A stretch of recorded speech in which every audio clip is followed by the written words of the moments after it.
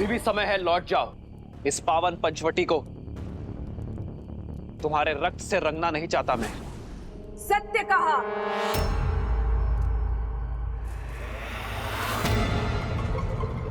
पंचवटी में हुए मेरे अपमान की गाथा राक्षसों के लहू से नहीं, तुम्हारे रक्त से धोई जाएगी राम।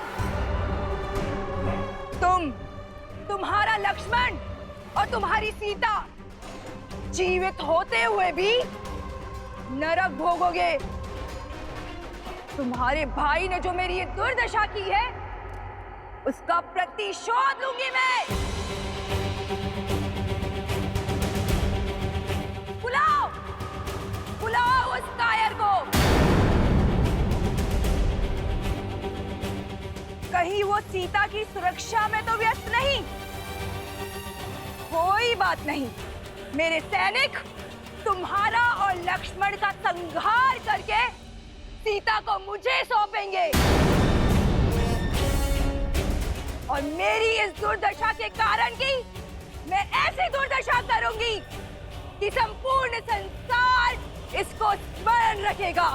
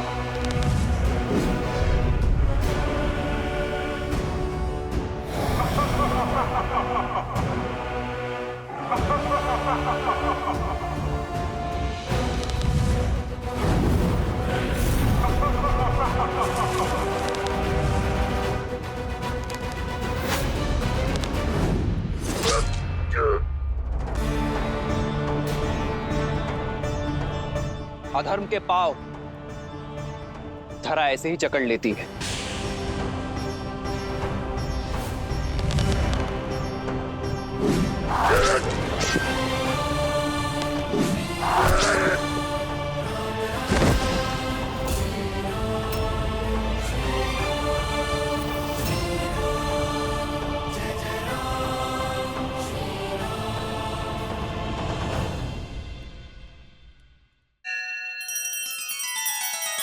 श्री रामचंद्र कृपालु भजु मन हरण भव भय दारुणम। नव कंज लोचन कंज मुख कर कंज पद कंजारुणम।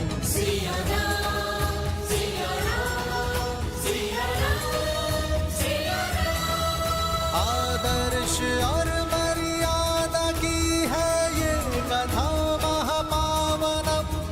काट मद श्री से मिला दे श्रीमद् रामायणम। श्रीमद् रामायणम।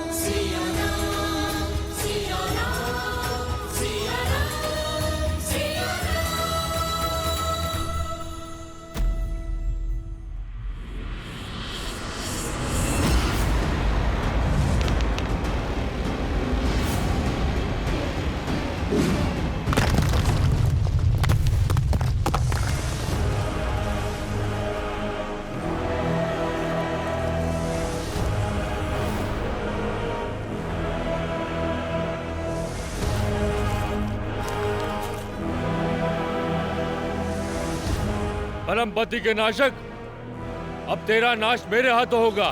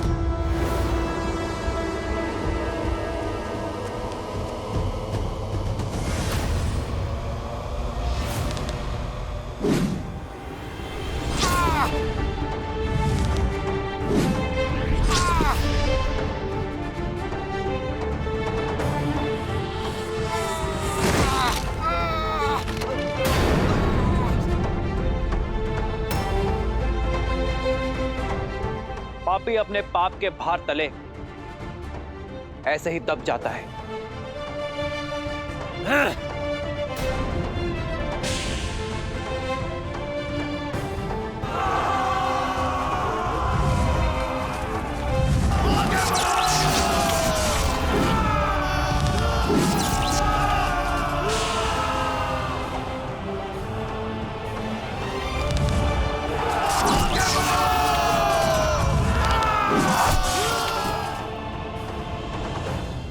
ऋषिरा, अब बल का नहीं बुद्धि का प्रयोग करो। अपनी शक्तियां लगाकर पता करो कि इस राम ने उस सीता को कहां छुपा के रखा है।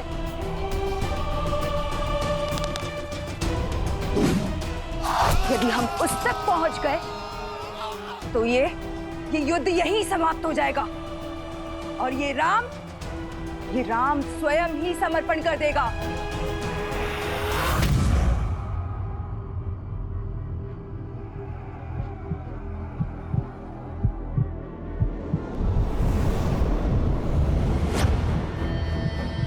हे माता, आर्या की रक्षा करना।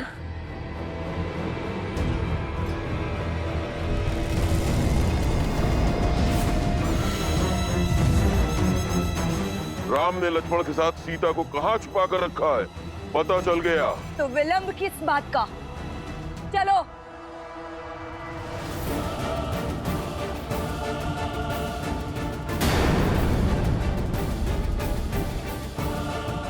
ये तो गुफा की ओर जा रहे हैं। इन्हें सीता तक पहुंचने से रोकना होगा।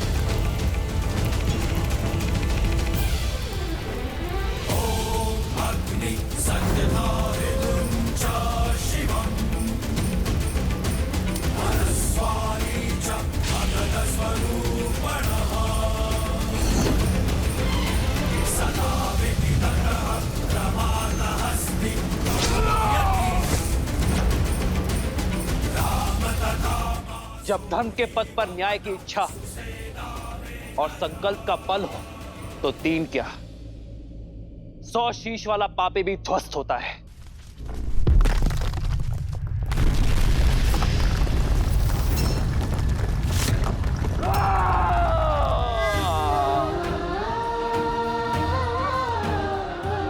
लक्ष्मण भैया, बाहर इतना कोलाहल हो रहा है, सब ठीक तो है ना?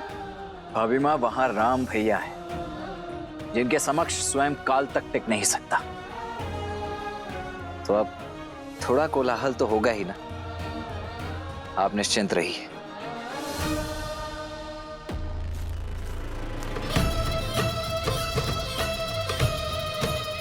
बल दिखाता है, छल दिखाता है।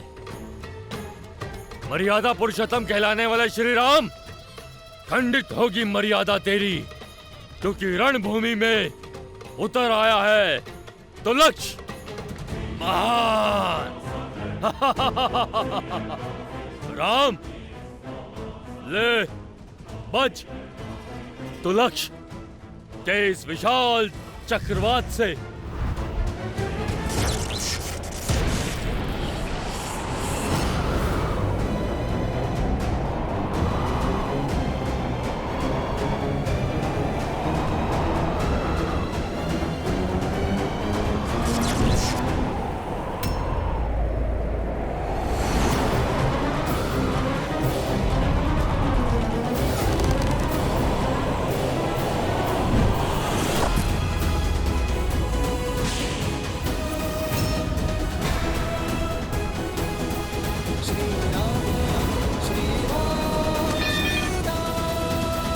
कब तक बचोगे वनवासी?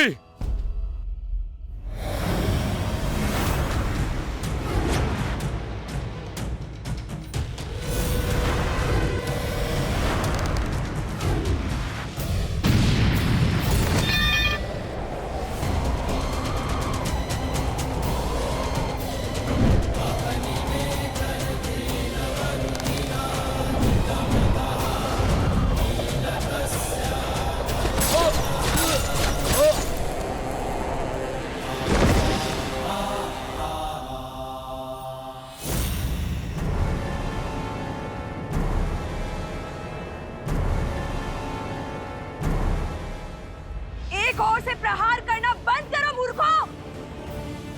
परिधि व्यू बनाओ। सभी ओर से प्रहार करो। जाओ।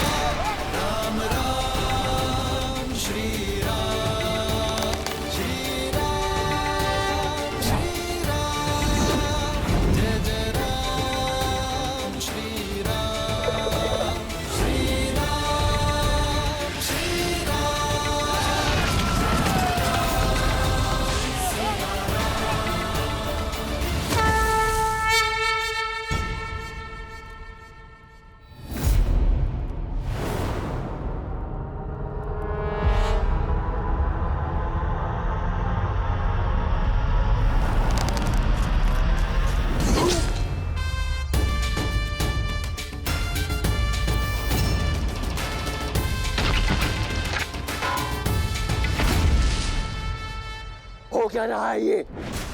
एक एक करके हमारे सारे वीर धराशायी हो रहे हैं। कुछ राक्षसों की मृत्यु देखकर उद्देश्य भूल तो नहीं गए खर? राक्षस है हम, लंकेश के सेनापति दूषण, वयम रक्षम। अब तक दूषण का नाम सुना होगा, आज मेरा शौर्य देखो राम।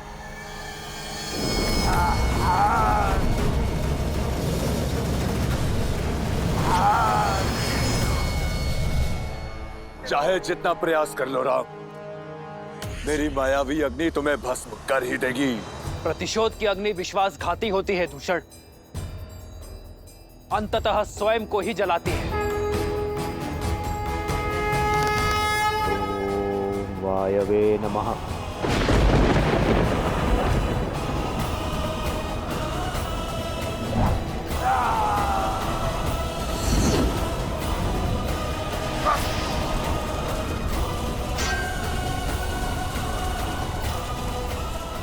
दूषण, मेरे भाई,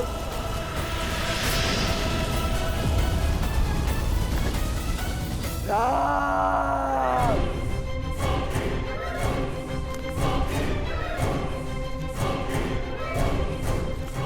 अब मेरी बहन के अपमान का ही नहीं, मेरे भाई के प्राणों का मूल्य भी चुकाना होगा राम। तुम्हारा विनाश तुम्हारे समक्ष खड़ा है। नेत्र खोलो खार और देखो कि विनाश किसके सामने खड़ा है। अभी भी समय है, लौट जाओ और अपने पापों का प्रायश्चित करो, अन्यथा ये प्रतिशोध की ज्वाला तुम्हें भी निगल जाएगी। देखते हैं कौन किसको निगलता है।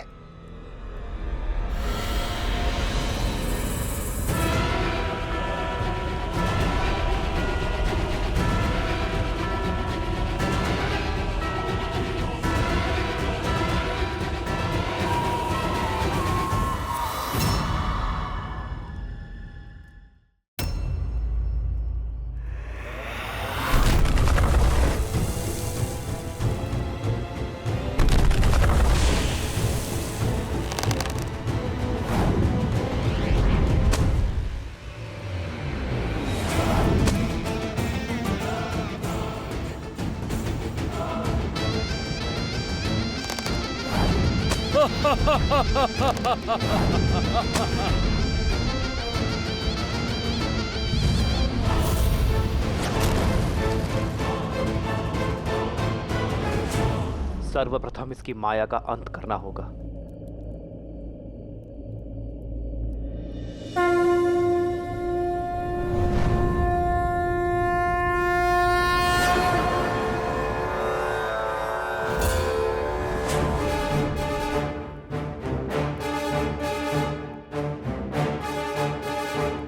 विराजयस्त्र विश्वजिते, धनाजिते, सर्वजिते, सत्राजिते, ताउर्वराजिते, अश्वजिते, गोजिते,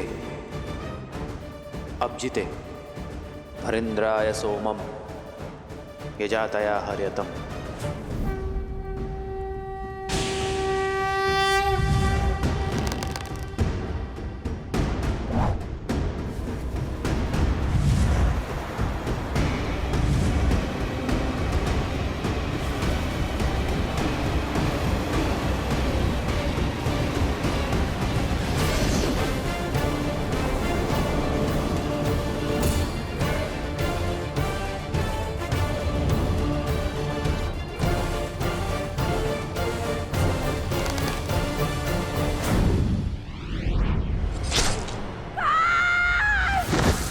श्री राम, जय जय राम, श्री राम। अभी ये युद्ध समाप्त नहीं हुआ है राम। मैं शांत नहीं बैठूंगी, प्रतिशोध लूंगी, प्रतिशोध लूंगी। लंकेश की बहन हूं मैं।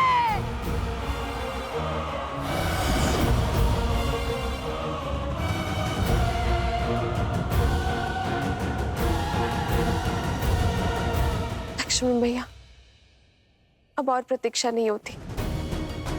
आप बाहर जाके देखिए ना कि आपके भैया कहाँ हैं। अन्यथा मैं बाहर चली जाऊंगी भैया। भाभी माँ, मैं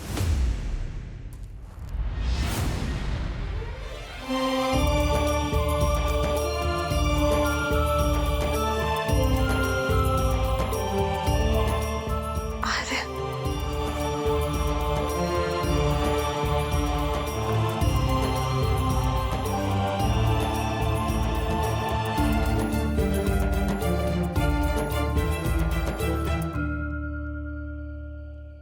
मैंने कहा था ना सीता, मुझे कुछ नहीं होगा। मैं अपना ध्यान रखूंगा।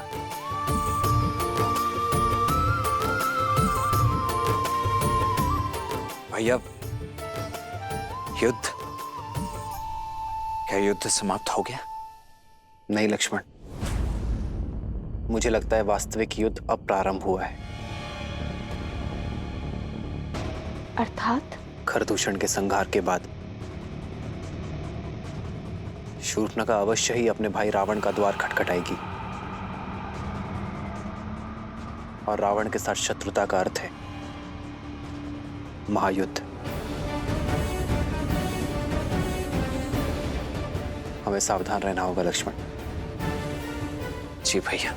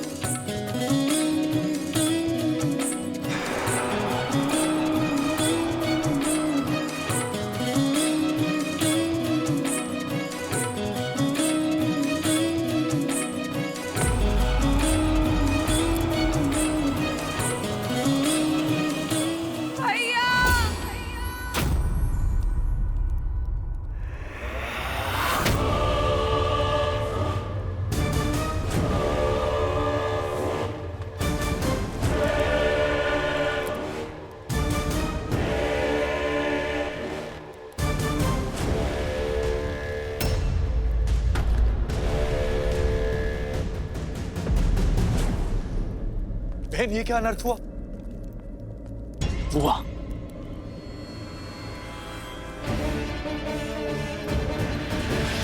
ये क्या अनर्थ हुआ?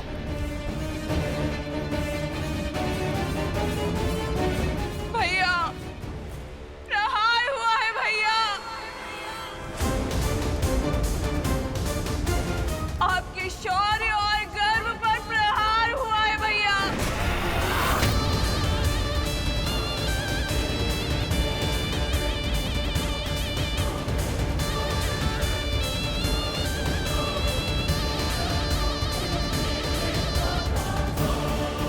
जिस बहन ने आपके लिए अपने पति को खो देने का शौक तक नहीं बनाया, देखिए उसे कैसा शौक मिला है भैया।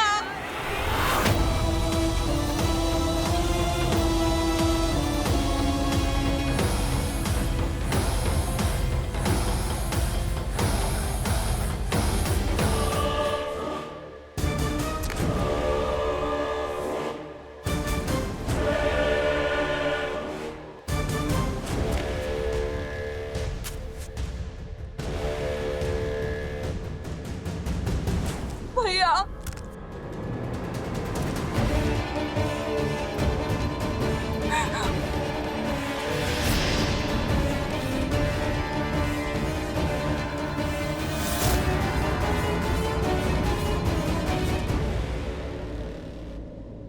आंसू नहीं, उत्तर चाहिए मुझे, उत्तर चाहिए मुझे। वो नाम चाहिए, वो नाम चाहिए जिसने लंकेश की बहन के सम्मान और लंका के स्वाभिमान पर प्रहार करने का दुस्साहस किया है।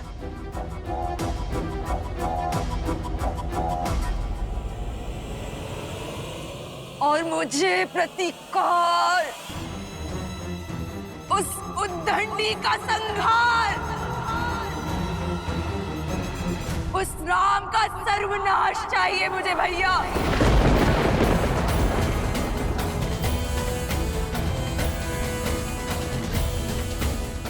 क्या दोष था मेरा, एक माँ का जो अपने पुत्र की खोज में भटक रही थी? क्या दोष था मेरे शंभू का, मेरे पुत्र का, जो बिना किसी भूल के मृत्यु दंड का भागी हो गया भैया।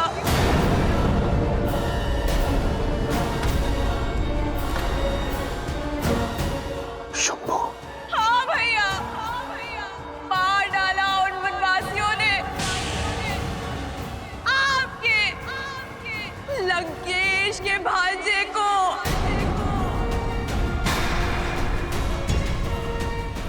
मेरे रूप के साथ साथ मेरी आत्मा भी छलनी कर दी उन लोगों ने भैया। जब दंडक में ये सब हो रहा था तो क्या कर और दूषण मौन थे? नहीं भैया, वो मौन नहीं थे, किंतु अब वो सदा सदा के लिए मौन हो गए हैं भैया।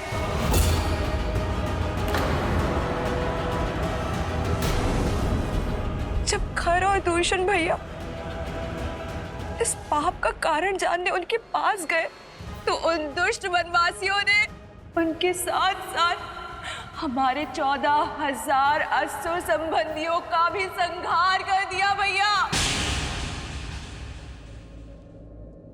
राम और लक्ष्मण ने राक्षसों के विरुद्ध युद्ध का शंखनाद कर दिया भैया। और वो सीता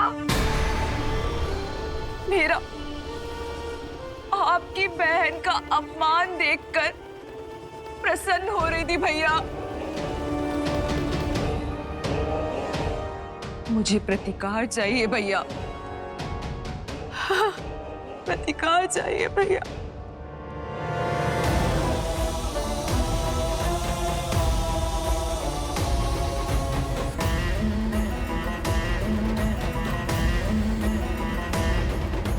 तुम्हें प्रतिकार से पहले उपचार की आवश्यकता है शूर्पणखा। इससे पहले कि तुम्हारे मन के घाव भरे, आवश्यक है कि तुम्हारे शरीर के घाव भरें। हमारे राजवैद्य सुसैन अपनी चिकित्सा से तुम्हारे रूप को पुनः लौटा देंगे।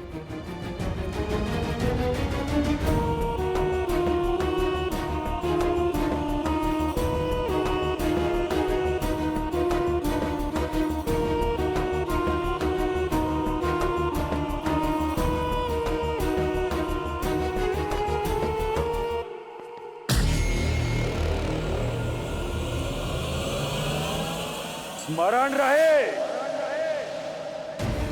जो इस कक्ष में बीता है उस पर कोई संवाद, कोई चर्चा नहीं होगी।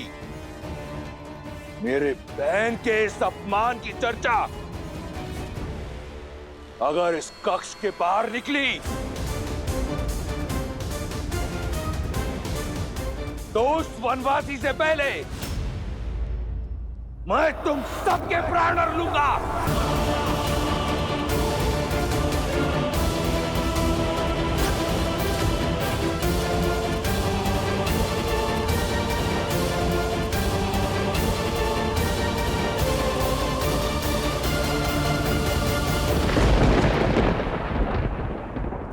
तुम लंका के सर्वश्रेष्ठ गुप्तचर हो। मैं चाहता हूं कि तुम शीघ्र अतिशीघ्र दंडक जाओ और 3 वनवासियों के बारे में पता करो, राम, लक्ष्मण और सीता। वो उस वन में क्या कर रहे हैं, उनका उद्देश्य क्या है, मुझे सूक्ष्म विवरण चाहिए। मैं सब कुछ जानना चाहता हूं। जैसी आज्ञा लंकेश।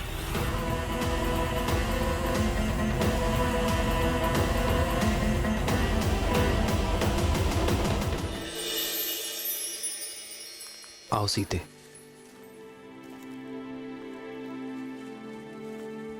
हम कहाँ जा रहे हैं आर्य? कल जो हुआ उसके बाद तुम्हारे मन में उपजे भय से मैं परिचित हूं सीते।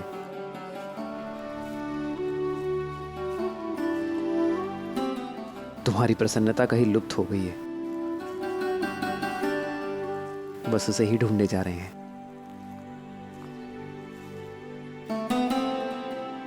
और मुझे विश्वास है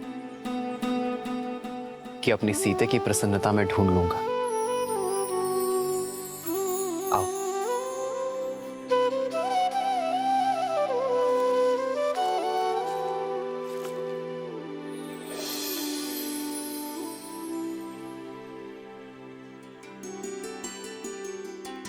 प्रेम समर्पण करुणा ज्ञान से है भरा दो प्यारा नाम। जय सिया राम, जय जय सिया राम।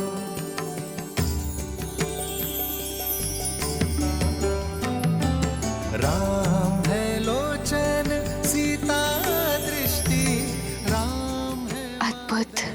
सीता वृष्टि, राम सिया सा। जानती नहीं थी कि इस भयानक वन में इतना सुंदर स्थान भी हो सकता है। देखा, लौट आई ना तुम्हारी प्रसन्नता। अपने इन भावों और प्रयास से आप मेरे मन को आनंदित कर ही देते आ रहे। कैसे वनवास के इस जटिल समय को आपने अपने समर्पण से कितना सरल बना दिया। तुम भी तो मेरा हर पल सुंदर बना देती हो सीते। अपने प्रेम से ही तो तुमने इस वन में स्वर्ग बसाया है।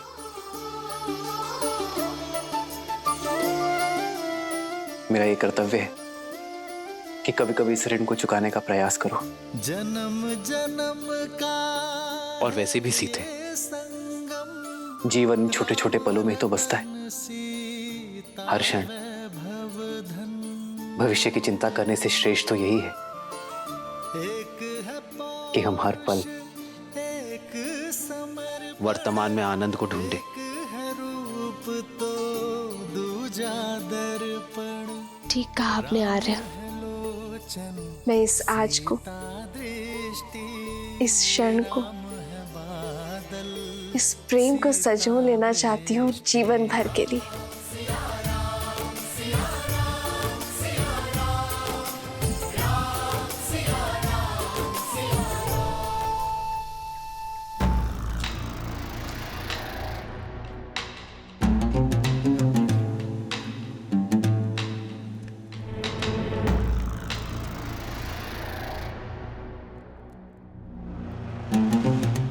तुमने जो सभा में कहा वह अधूरा सत्य था।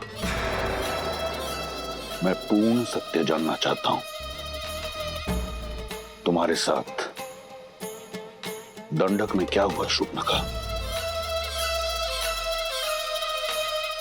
सत्य ये है कि मैं आपको दिया हुआ अपना वचन पूर्ण करना चाहती थी भैया। संसार की हर सबसे सुंदर वस्तु का स्वामी है मेरा भाई, परंतु यदि संसार की सबसे सुंदर स्त्री उसके पास ना हो तो ये गर्व अधूरा है भैया। और उसी को पूर्ण करने के लिए मैं सीता के हरण के लिए गई थी और मेरा पुत्र शंभु मेरे इस उद्देश्य को पूर्ण करने के लिए मेरे साथ गया था, परंतु उस राम ने मेरे पुत्र के प्राण हर लिए और मुझसे मेरा मान। अपने भाई के लिए संसार की सबसे सुंदर स्त्री को लेने गई थी, परंतु अपना सौंदर्य खोकर लौट आई। किंतु मैं हार नहीं मानूंगी भैया। रूप गया तो क्या, परंतु मैं वचन नहीं जाने दूंगी। फिर से स्वस्थ होकर मैं फिर जाऊंगी, या तो उस राम का अंत करके सीता को अपने भाई लंकेश को सौंपूंगी, या तो फिर उसके हाथों मारी जाऊंगी। अपने भाई के आनंद के लिए कुछ भी करने को सज्ज हूं मैं। तुम्हें कुछ करने की आवश्यकता नहीं।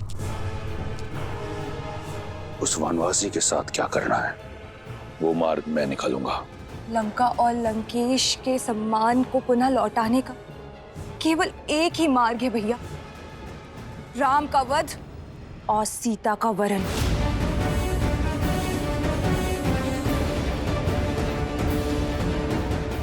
अपने बलिदानों के बदले केवल और केवल अपने भाई की प्रसन्नता चाहती है ये बहन।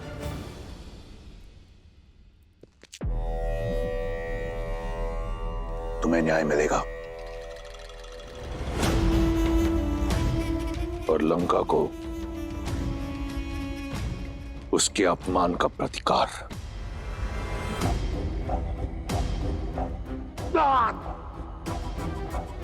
जो तुम्हारा नहीं है उसे पाने की लालसा छोड़कर जो है उसी में संतुष्ट रहना सीखो।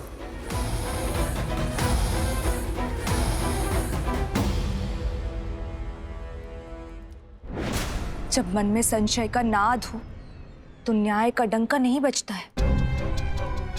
मैं जानती हूं भैया कि महादेव को दिए हुए वचन के कारण आप चिंतित हैं, परंतु अब तो वो भी आड़े नहीं आएगा भैया, क्योंकि अब आप सीता पर दृष्टि नहीं डाल रहे हैं, आप प्रतिशोध ले रहे हैं अपनी बहन और अपने वंश पे किए गए अपमान का। आपके पास उत्तर देने के लिए है महादेव को कि आपकी बहन पर जो अत्याचार हुआ है उसका दंड दे रहे हैं आप राम को, उसके प्राण लेके। एक अबला विधवा का उद्धार करने के लिए उससे विवाह किया। सीता लंका के स्वर्ण महलों में रहने के योग्य है, ना कि वन में दर दर भटकने के। सीता उस राम के योग्य नहीं जिसके तन पर ना तो वस्त्र है और ना पैरों में पादुकाएं। भैया, आप एक स्त्री को उसका अधिकार दे रहे हैं। एक स्त्री होने के नाते मुझे पूर्ण विश्वास है कि इस उपकार के बदले सीता सदा आपकी ऋणी रहेगी। हमें शीघ्र उत्तर देना चाहिए पिताश्री।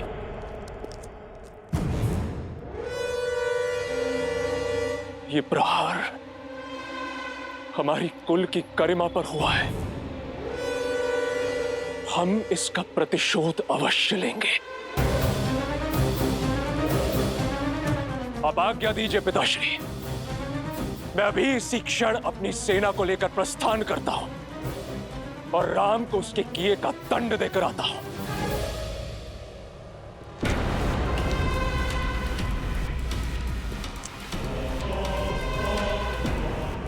मुझे तुम्हारे शौर्य पर गर्व है।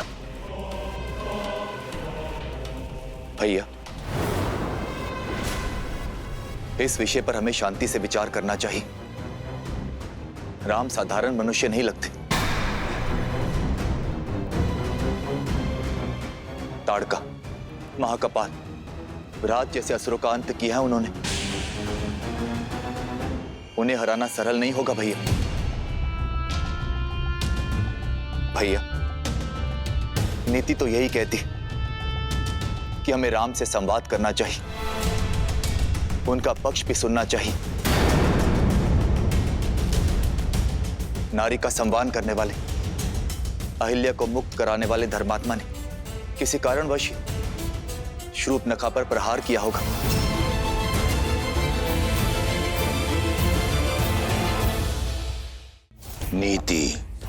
नीति ये नहीं कहती कि तुम उस राम को धर्मात्मा कहो। मूर्ख।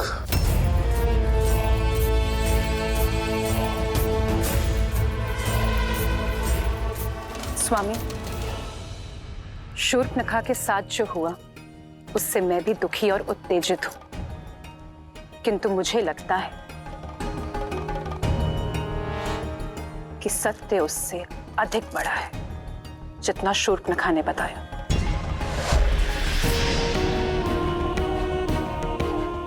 कई ऐसे प्रश्न हैं जिसका उत्तर ही नहीं है। श्रेष्ठ ये होगा कि अब सारी घटना का विस्तार से पता करें और फिर कोई निर्णय लें।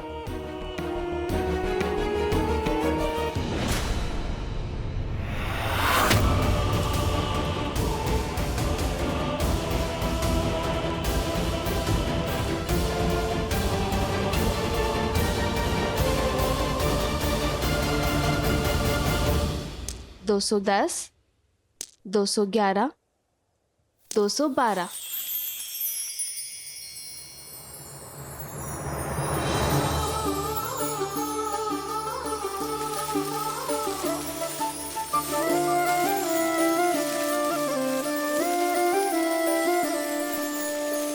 जन्म जन्म का है ये संगम, राम रतन सीता वैभव धन।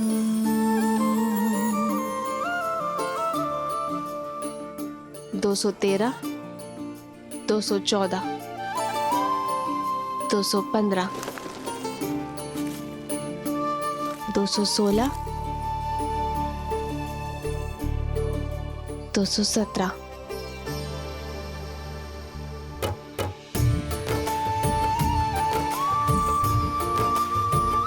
ऐसे किस विशेष कार्य में डूबी हो सीते कि इन सुंदर पुष्पों और राम को ही अनदेखा कर दिया? भविष्य में झांकने का प्रयास कर रही हूँ। गिन रही हूँ कि हमारे वनवास में कितने दिन शेष हैं। कब माताओं, भारत और शत्रुघ्न भैया और अपनी बहनों से मिल पाऊंगी। देखिए, वर्ष भर भी नहीं बचा। बस कुछ माह और फिर से अयोध्या की पावन माटी का स्पर्श होगा।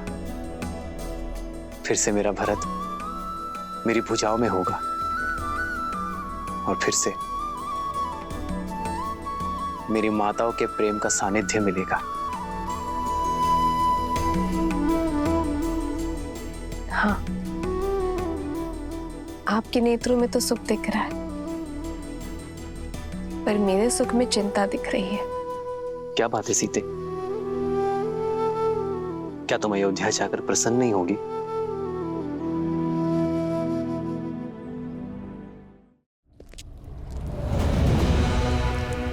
किस विशेष कार्य पर जा रहे हैं लंकेश? अचानक कहाँ प्रस्थान कर रहे हैं? वार शूर्पणखा की नाक पर नहीं, लंका के सम्मान पर हुआ है। लंका और लंकेश के सम्मान को पुनः लौटाने जा रहा हूं। बिना सेना के उसके विरुद्ध लड़ने जा रहे हैं जिसने हमारे 14,000 राक्षस संबंधियों का संहार कर डाला। स्मरण रहे, तुम लंकेश दशानन रावण से बात कर रही हो। वो रावण काल जिसका दास है, जिसकी नाभि में अमृत का वास है। साधारण दिव्यास्त्रों से उस तुच्छ मनुष्य ने 14,000 राक्षसों का संहार किया होगा, परंतु 14 लोगों के स्वामी के समक्ष टिक नहीं पाएगा वो। महाबली गज भी एक छोटी सी चींटी के सामने धराशायी हो जाता है लंकेश। मत भूलिए कि आपके वरदान में मनुष्यों से अभेदान नहीं है। और वो कोई साधारण मनुष्य नहीं है लंकेश। श्रेष्ठ यही होगा कि आप मेघनाथ को साथ लेकर जाइए। आखेट पर श्वान को लेके जाया करते हैं मंदोदरी, सिंह को नहीं। मैं जिस कार्य के लिए जा रहा हूं उसके लिए मेघनाथ की आवश्यकता नहीं, उस श्वान की आवश्यकता है जिसे मैंने इस दिन के लिए पाला है। तो क्या आप युद्ध नहीं करेंगे?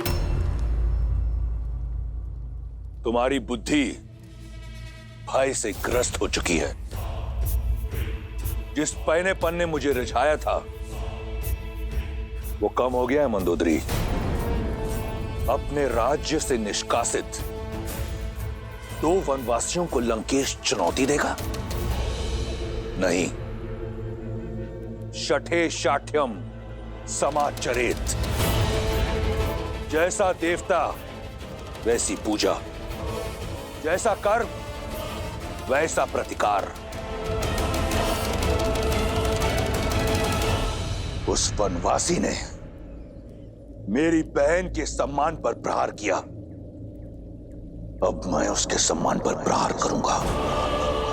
उसने रावण के विरुद्ध अपना शीश उठाया है, मैं समस्त संसार के समक्ष उसके नेत्र झुका दूंगा। उसने ऋषियों की रक्षा का बीड़ा उठाया है, मैं उसे लज्जित कर दूंगा कि वो स्वयं के सम्मान की रक्षा नहीं कर पाया। अब ये युद्ध बाहुबल से नहीं, रणनीति से होगा। आप करने क्या जा रहे हैं लंकेश? हरण, हरण।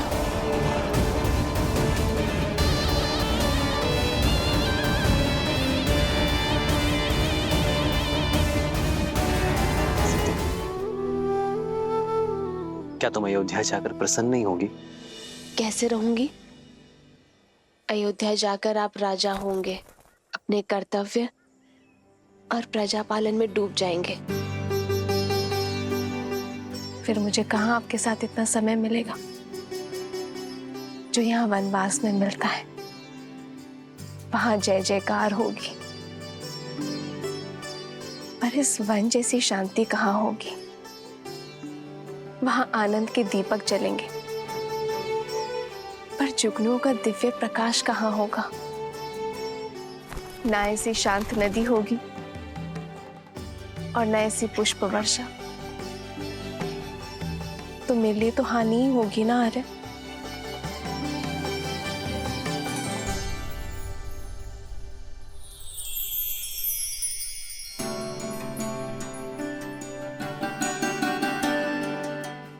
मैं तुम्हें वचन देता हूं सीते कि मेरी सीता को ना ही मेरी कमी खलेगी और ना ही मेरे समय की। ये राम सदा सीता के लिए न्यौछावर है और सदा रहेगा।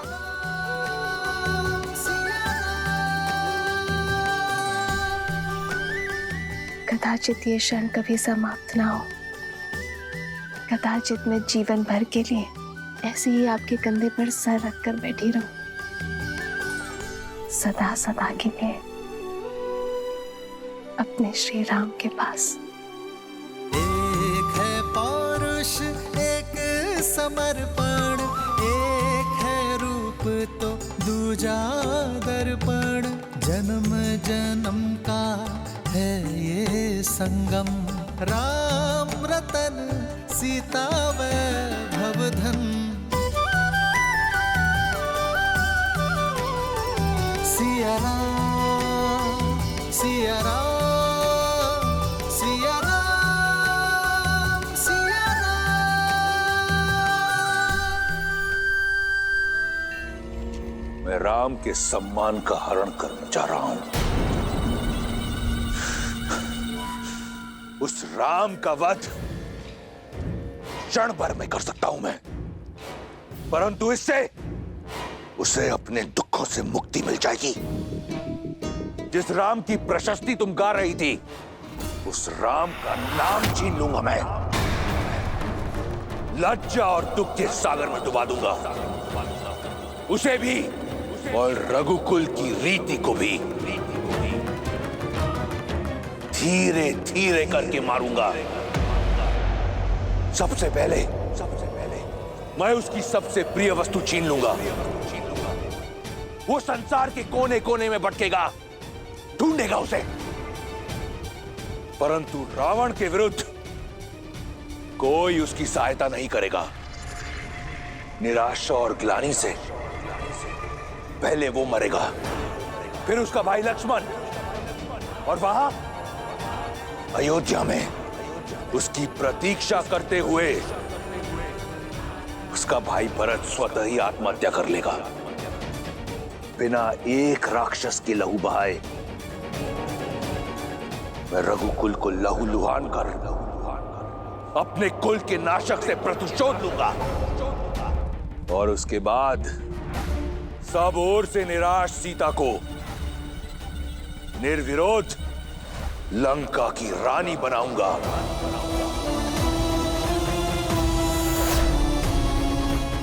जो कार्य वर्षों पहले स्वयंवर में अधूरा रह गया था, उसे पूर्ण करने को सज हो जाओ।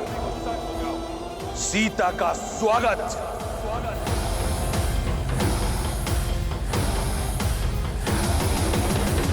ये अनीति है लंकेश, ऐसा मत कीजिए। अपनी बहन और राज्य के सम्मान के लिए युद्ध लड़ना वीरों का धर्म होता है। आप अपना धर्म निभाइए, अपने अपमान का प्रतिशोध लीजिए। मैं आपके लिए प्रार्थना करूंगी, किंतु एक स्त्री की गरिमा को भंग करना और ऐसा षड्यंत्र रचना सबसे बड़ा अधर्म है, विनाश का कारण है। आपका ये निर्णय लंका के विनाश का कारण बनेगा। मेघनाथ कभी आपको यह अनुचित नीति अपनाने नहीं देगा। उचित, अनुचित, धर्म, अधर्म, इसका पाठ मैं किसी से पढ़ना नहीं चाहता। मेघनाथ इस योजना में सम्मिलित नहीं होगा। इसके लिए मेरे फेंके टुकड़ों पर पल रहा मेरा दास ही पर्याप्त है, और यही होगी उसकी निष्ठा की परीक्षा। नहीं, मैं आपको ये पाप कदापि नहीं करने दूंगी। सावधान! मैंने तुमसे अनुमति नहीं मांगी, और तुम तो क्या, इस संसार में कोई लंकेश को चुनौती नहीं दे सकता।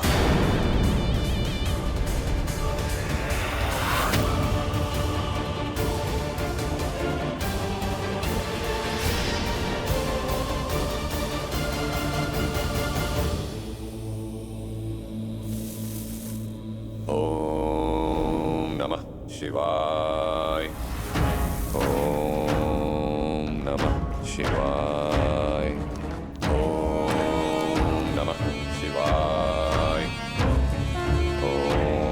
ओम नमः शिवाय, ओम नमः शिवाय, ओम नमः शिवाय। मारीच, आंखें खोलो। ओम नमः शिवाय। समझो साधना पूर्ण हुई। कैलाश पति ने ना सही, लंका पति ने तुम्हारी सुन ली। मारीच, यदि एक बार और तुम्हें पुकारना पड़ा तो वो अंतिम शब्द होंगे इस जीवन में जो तुम सुनोगे। लंकेश महाराज, आप यहां? मुझ जैसे तुच्छ सेवक के यहां आपको आने की क्या आवश्यकता पड़ी? उद्धार के लिए। अगर सेवक स्वामी के किसी काम आए तो इसमें सेवक का उद्धार होता है। अपने प्रतिकार के लिए मुझे तुम्हारी आवश्यकता है।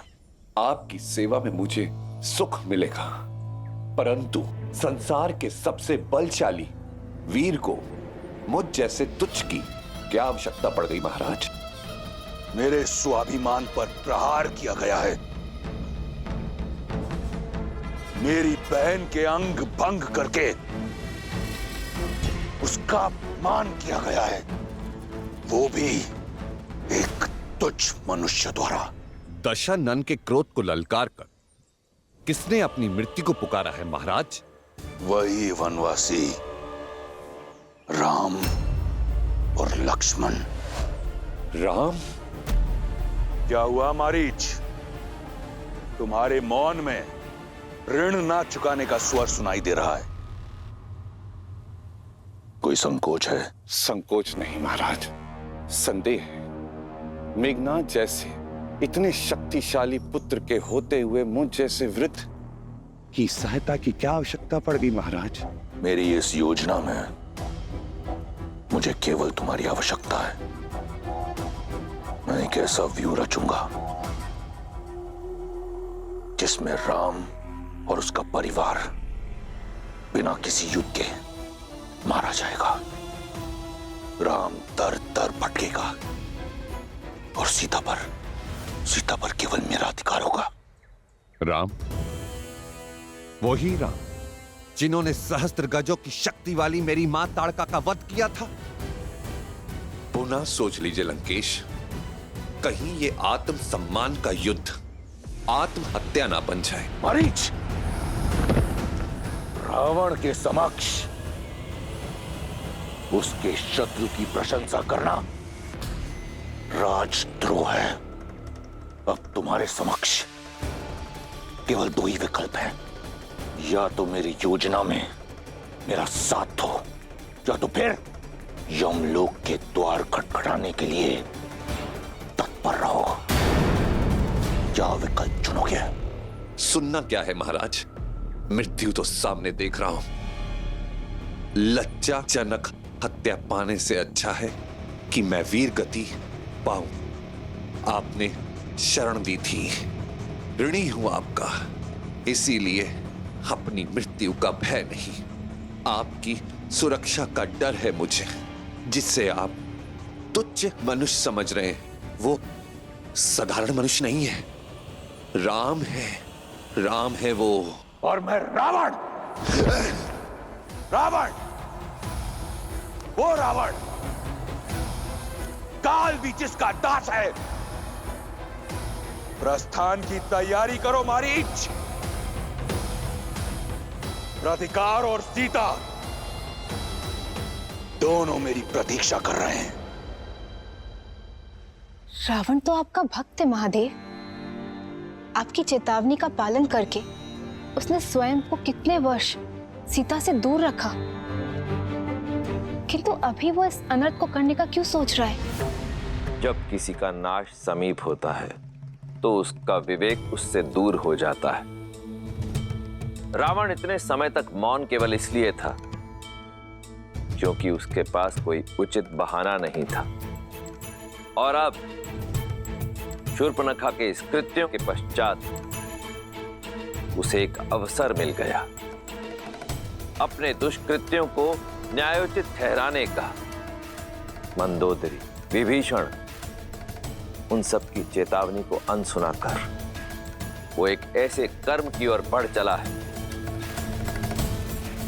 जो आने वाले समय में समस्त राक्षस जाति का सर्वनाश कर देगा।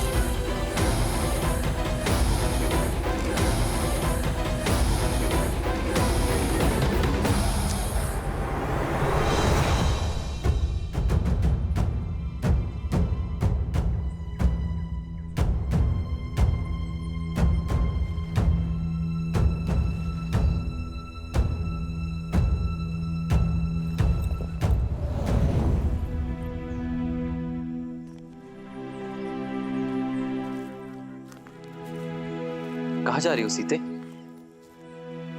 भोजन के लिए जल लेने जा रही हूँ। आओ मैं भी साथ चलता हूँ। नहीं आ रहे, आप क्यों कष्ट करेंगे? जलधारा निकट ही है, मैं ले आऊंगी। कल तो कह रही थी कि अयोध्या जाकर मेरे साथ बिताने को समय नहीं मिलेगा, इसलिए जितना समय हो सके साथ ही रहते हैं। आओ।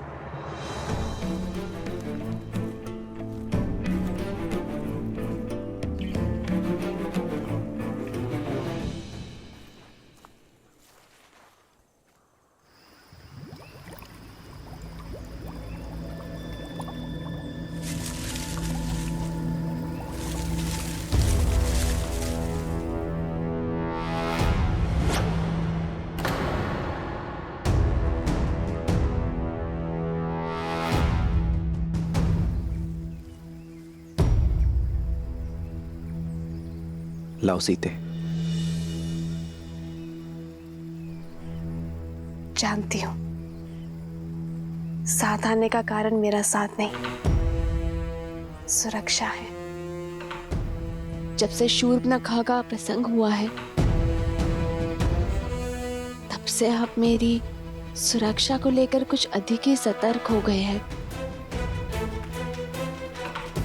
आओ। मुझे विश्वास है रावण आपके समक्ष आने की भूल कभी नहीं करेगा, और यदि की तो उसकी दशा भी वही होगी जो आपके सामने आए अन्य असुरों की हुई। मैं जानती हूं कि आप मेरी सुरक्षा के लिए धरती पाताल एक कर देंगे। मेरी शक्ति का आधार तुम्हारा मुझ पर ही अटूट विश्वास ही है सीते।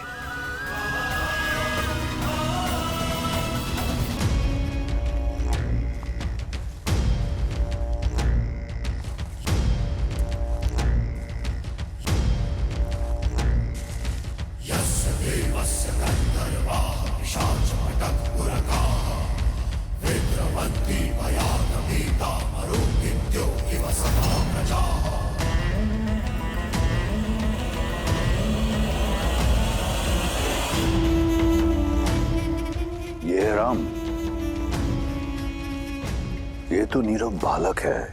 बालक नहीं महाराज, महाराज बलि ने भी वामन को बालक समझा था, लेकिन ये भूल आप मत करें। आयु देखकर राम के शौर्य को कम समझना मूर्खता हो सकती है। एक बार, केवल एक बार और राम की प्रशस्ति खाओ, फिर देखो कैसे कैसे मेरा दास यम यहां स्वयं आता है तुम्हारी आत्मा लेने। अपना ध्यान केवल हमारी योजना पर रखो। एक बार और।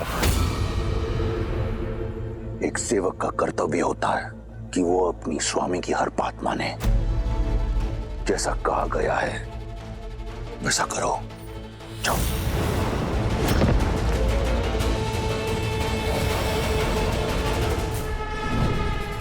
अपने अद्भुत सौंदर्य से मोह लो सीता को। और दूर ले जाओ बालक राम को सीता से।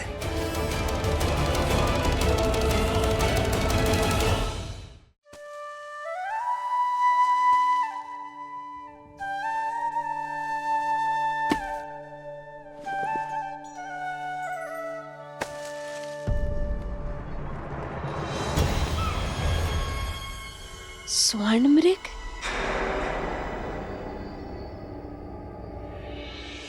उत्तम, अति उत्तम मारीच। भटकाओ उसका मन ताकि मैं उस बालक को भटका सकूं।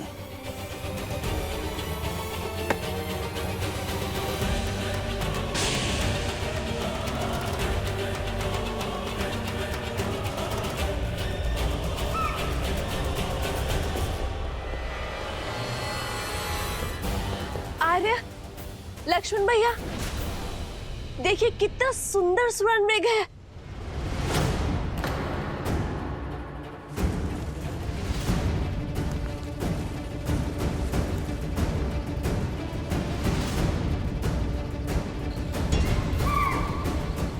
आर्य, वैसे एक बार स्पर्श करना चाहती हूँ इस वन के हर दिव्य जीव की स्मृतियां अपने मन में बसाना चाहती हूँ।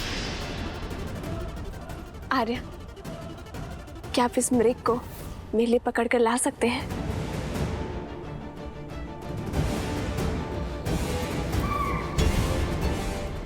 स्वर्ण मृग नहीं होते सीते। नहीं होते? तो ये यहाँ क्यों है?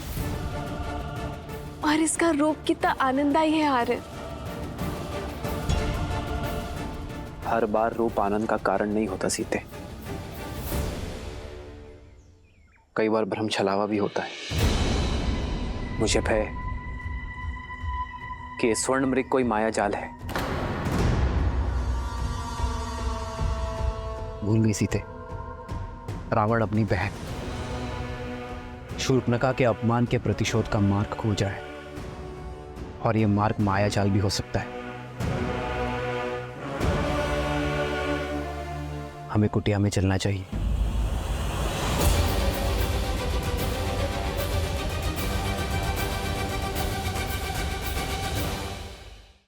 आओ। जिस श्री राम के नाम मात्र से उनके शत्रु में भय उत्पन्न हो जाता है, उनका साथ होने पर मुझे क्षति पहुंचाने का दुस्साहस रावण भी नहीं कर सकता है। जो अपने भाई कुबेर का घर लंका छीन सकता है, जो अपने आराध्य महादेव को वश में करने का दुस्साहस कर सकता है सीते, वो कुछ भी कर सकता है।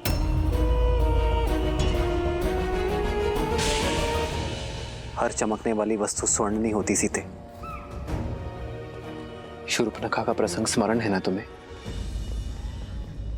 हाँ, पर आर्य, इसका अर्थ ये तो नहीं है ना कि हर सौंदर्य के पीछे संकट की छाया खोजी जाए। आप एक क्षण को सोचिए, यदि ये मायावी ना हुआ तो क्या इस सुंदर जीव का संरक्षण करना हमारा धर्म नहीं है आर्य? मैं इसके सौंदर्य के स्पर्श का अवसर खोना नहीं चाहती हूँ। हर जीवन में धर्म और कर्तव्य निभाते निभाते क्षणिक खुशियों को खोना, ये भी तो एक बहुत बड़ी भूल है ना आर्य। और यदि ये मायावी हुआ तो भी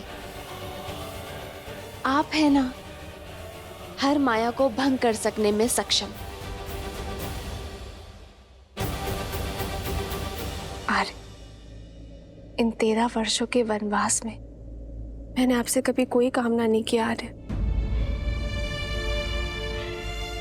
और यदि आप फिर भी नहीं चाहते कि मैं उस सुंदर जीव के सामीप्य आऊं, तो मुझे स्वीकार है।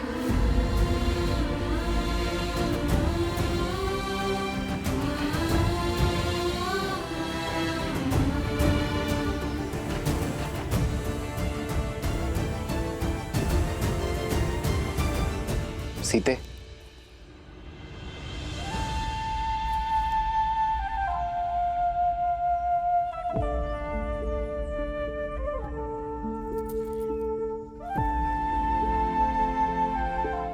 अपनी सीता को निराश नहीं देख सकता ये राम। यदि तुम्हारी प्रसन्नता इसी में है तो मैं तुम्हारे लिए स्वर्ण मृग अवश्य लेकर आऊंगा सीते।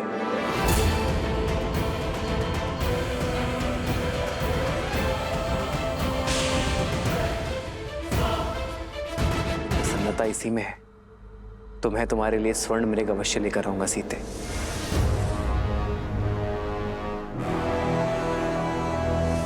किंतु तुम्हें मुझे वचन देना होगा, जब तक मैं ना लौटूं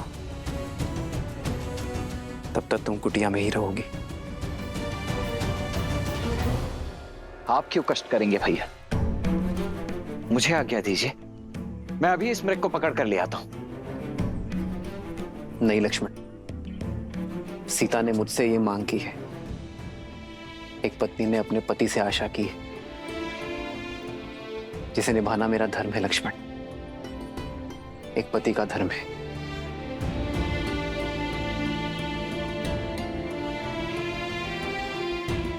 इन 13 वर्षों में सीता ने मुझसे कोई मांग नहीं की और मैं उसकी इस इच्छा का मान अवश्य रखूंगा।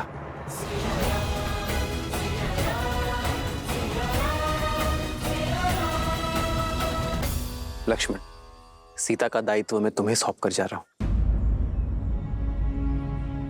स्मरण रहे, किसी अनिष्ट की छाया भी नहीं पड़नी चाहिए उस पर। आप निश्चिंत रहिए भैया, जब तक मेरे शरीर में प्राण है तब तक भाभी मां को कुछ नहीं होगा।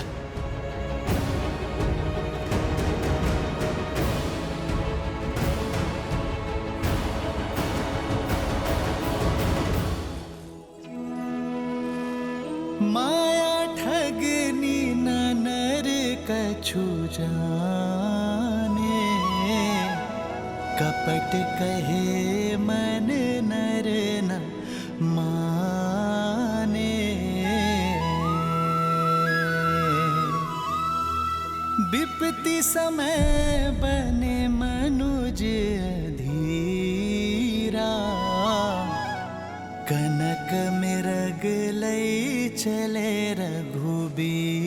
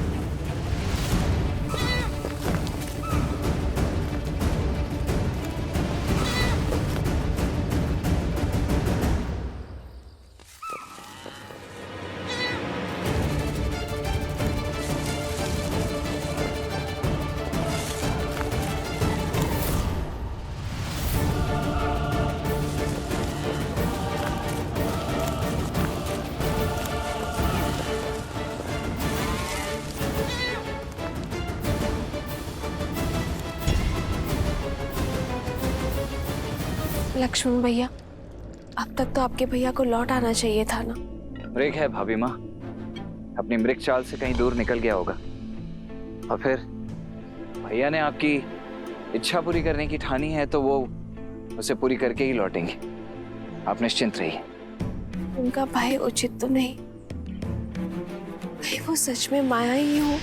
यदि वो माया है भी तो भी उस माया के समक्ष स्वयं श्री राम खड़े हैं भाभी माँ।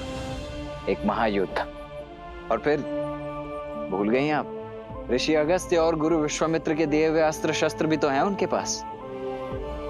आप चिंता मत कीजिए, कुछ नहीं हो सकता उन्हें।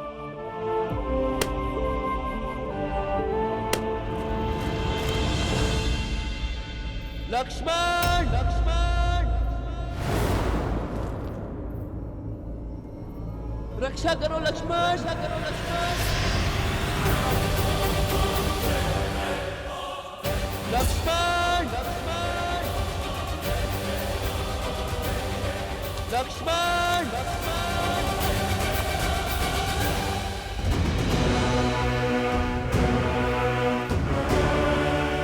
निश्चित ही ये कोई मायावी है।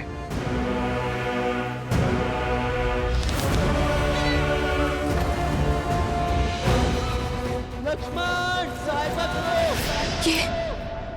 ये तो आर्य का स्वर है ना? लक्ष्मण भैया, आर्य आपको पुकार रहे हैं, वो अवश्य किसी संकट में है। नहीं भाभी माँ, इस संसार में ऐसा कोई संकट अब तक जन्मा ही नहीं है जिसका तारण करने के लिए भैया को किसी की सहायता की आवश्यकता पड़े। इस समय हमें सतर्कता का हाथ थामना होगा भाभी माँ, भय का नहीं। आप निश्चिंत हो जाइए और भीतर कुटिया में जाइए।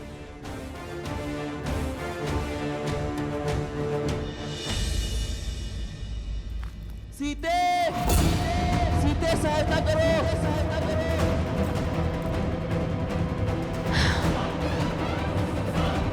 हे महादेव, मेरे आर्य संकट में है, कितनी पीड़ा में चित्कार रहे हैं वो। दोषी मैं ही हूं, मेरे कारण श्री राम इतने घोर संकट में पड़ गए हैं। मेरे हट ने कितनी बड़ी समस्या खड़ी कर दी है। ये क्या कर दिया मैंने? हे महादेव,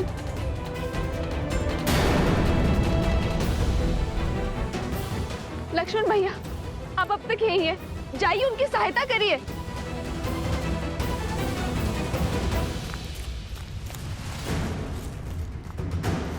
लक्ष्मण,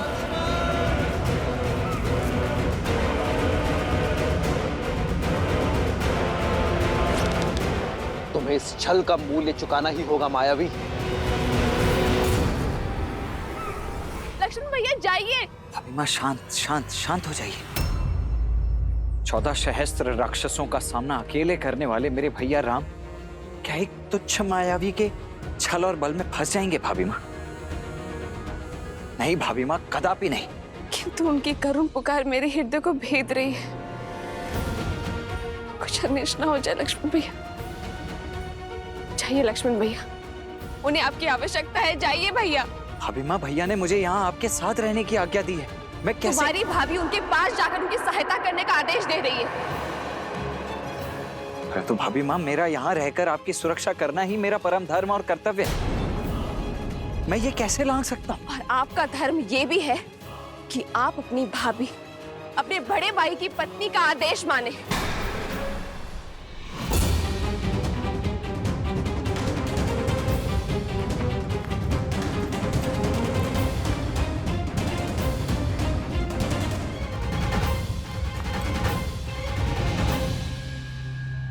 समझ गए,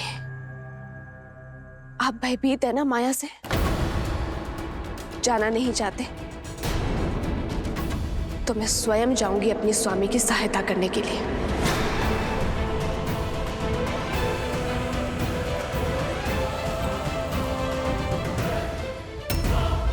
रुक जाइए भाभी माँ, रुक जाइए। अरे दया कीजिए। देखिए भाभी माँ, ये मैं भी समझ रहा हूं कि ये सब एक माया मात्र ही है, परंतु क्षण भर के लिए विचार करके देखिए, खर दूषण समेत 14 सहस्त्र मायावियों का सामना अकेले करने वाले मेरे भैया राम क्या एक मायावी का सामना नहीं कर पाएंगे? और फिर भैया को दिए हुए वचन से मैं बंधा हुआ हूं भाभी माँ। और मैं श्री राम से, जिनमें मेरे अस्तित्व है, जिनमें मेरे प्राण बसते हैं, और यदि वही ना रहे तो मैं इन प्राणों का क्या करूंगी? मैं भी इन प्राणों को त्याग दूंगी। भाभी माँ रुकिए, रुक जाइए। ठीक है, आज जीवन में पहली बार अपने भैया की आज्ञा का उल्लंघन करेगा ये लक्ष्मण, ताकि आपकी आज्ञा का मान रख सकूं।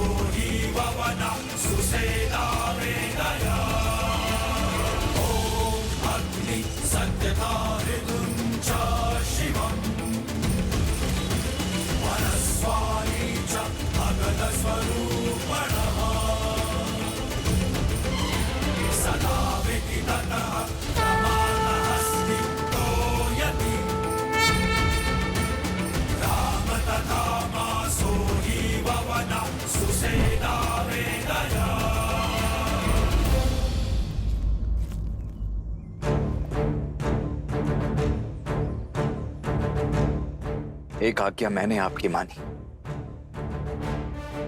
अब कृपा करके एक विनती आप भी मेरी स्वीकार कर लीजिए भाभी माँ। इस लक्ष्मण की अनुपस्थिति में ये लक्ष्मण रेखा आपकी सुरक्षा करेगी भाभी माँ। ये कोई साधारण रेखा नहीं है भाभी माँ। भैया के प्रति मेरी निष्ठा, आपके प्रति मेरा सम्मान और मेरे जीवन भर के तप का बल है ये। जो कोई भी बुरी मंशा से इस रेखा को पार करने का दुस्साहस करेगा, वो जलकर भस्म हो जाएगा। इसीलिए चाहे कुछ भी हो जाए भाभी मां, आप इस लक्ष्मण रेखा को नहीं लांघेंगी। मुझे वचन दीजिए। अवश्य लक्ष्मण भैया। तुझ मनुष्य के तुझ स्वांग, जिस लंकेश को त्रिदेवों के सीमा रेखा न रोक पाई, उसे ये रेखा क्या रोक पाएगी?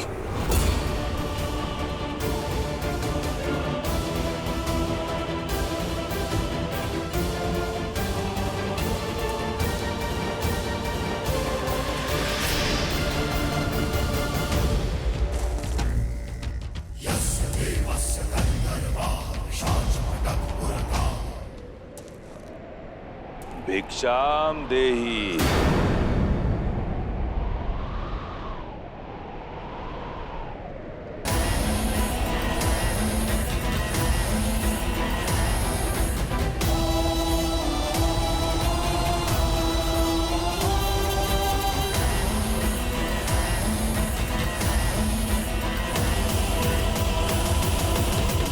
प्रणाम ऋषिवर। राम के शौर्य की ख्याति और आपके तेज की महिमा इस वन से फैली और मुझे यहां खींच कर ले आई। ऋषि सुतीक्ष्ण जैसे अनेकों संत संसार भर में राम का गुणगान कर रहे हैं, तो दर्शन करने चला आया। श्री राम तो किसी कार्यवश वन के भीतर गए हैं। आप आदेश करिए, क्या सेवा कर सकती हूँ मैं आपकी? बड़ी दूर से आया हूं, भूखा हूं और थका भी। यदि भोजन के साथ विश्राम के लिए स्थान मिल जाए तो बड़ा आभार होगा देवी। अवश्य, आप यहीं रुकिए, मैं भोजन लेकर आती हूँ। मैंने कहा भोजन और विश्राम का स्थान दोनों चाहिए देवी। क्या आप एक थके अतिथि को अंदर आने का निमंत्रण नहीं देंगी? क्षमा चाहती हूँ ऋषिवर। मेरे पति और देवर दोनों ही यहाँ नहीं है और उनके अनुपस्थिति में पर पुरुष को भीतर आने का निमंत्रण कैसे दे सकती हूँ मैं? आप उनके आने तक यही बाहर प्रतीक्षा करिए।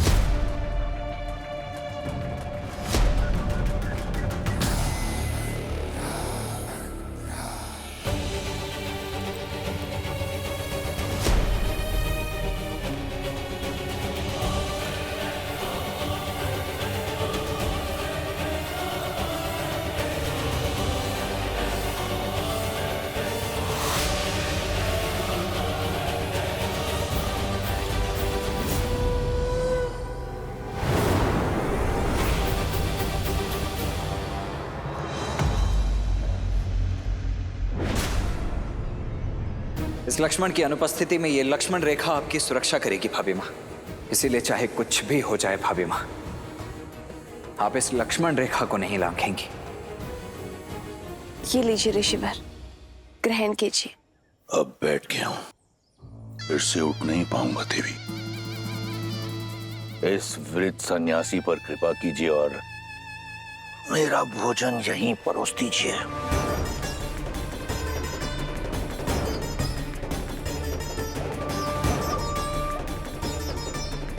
क्षमा चाहती हूँ ऋषिवर, पर मैं वचन की डोर से बंधी हूँ, ये रेखा नहीं लांघ सकती। आप स्वयं आकर ये भिक्षा ग्रहण कर लीजिए।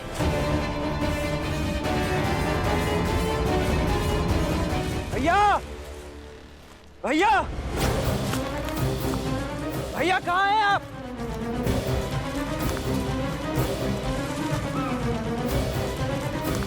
भैया, भैया कहाँ हैं आप?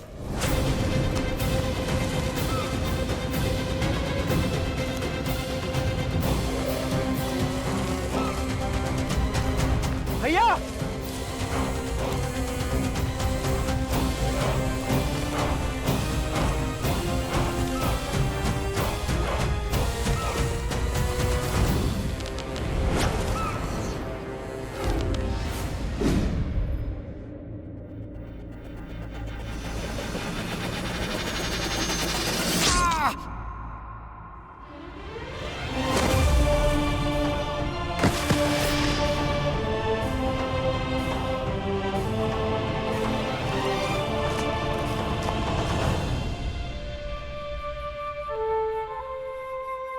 मैं वचन देता हूं कि अपनी मायावी शक्तियों का कभी दुरुपयोग नहीं करूंगा।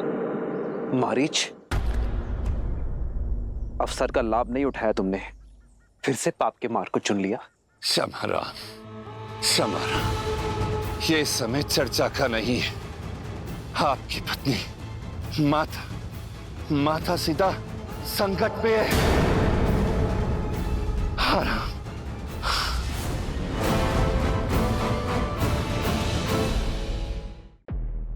मैं बाहर नहीं आ सकते ऋषिवर, कृपया करके ये भिक्षा ले लीजिए।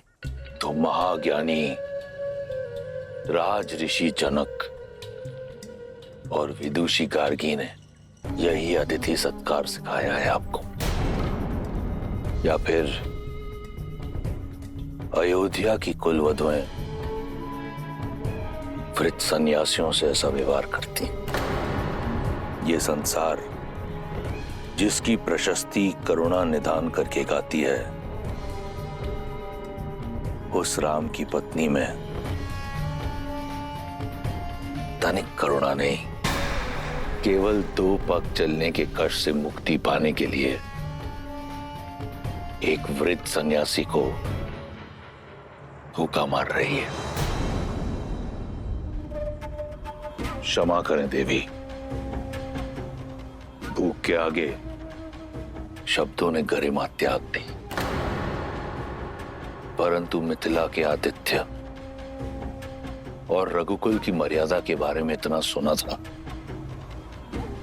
कि आपका ये रुष्ट व्यवहार देखकर मन खिन्न हो गया। इक्ष्वाकु वंश की कुलवधू के आंगन से कदाचित आज पहली बार एक भिक्षु खाली हाथ लौटेगा। कैसी विडंबना है, घोर कलंक। आप मुझे कुटिया में निमंत्रण नहीं दे सकती और भिक्षा देने यहां स्वयं आ नहीं सकती, तो देवी ये भिक्षा मुझे स्वीकार नहीं। ऐसा नहीं है ऋषिवर, ना तो मैं मिथिला का सत्कार भूली हूं और ना ही रघुकुल की रीत, किंतु वचनबद्ध हूं, मैं बाहर नहीं आ सकती ऋषिवर। आप कृपया करके स्वयं थोड़ा सा कष्ट उठा लीजिए। नहीं, अब मैं ये भिक्षा ग्रहण नहीं कर सकता। भिक्षा के लिए गृहस्थ संकल्प लेता है और संकल्प लिया जाता है विश्वास से, परंतु आपका व्यवहार स्पष्ट दिखा रहा है कि आपको संतों पर विश्वास नहीं, और बिना विश्वास के लिया गया भोजन मेरे लिए विष समान है। आज्ञा दे देवी, किसी और का द्वार खटखटाऊंगा। एक ऐसा दाता जिसके मन में विश्वास और श्रद्धा हो। विश्वास नहीं होता कि ये वही कुल है जहां हरीशचंद्र, दिलीप और नेमी जैसे धर्मात्मा हुए। आज यहां अतिथि का सत्कार नहीं, अपमान किया जाता है।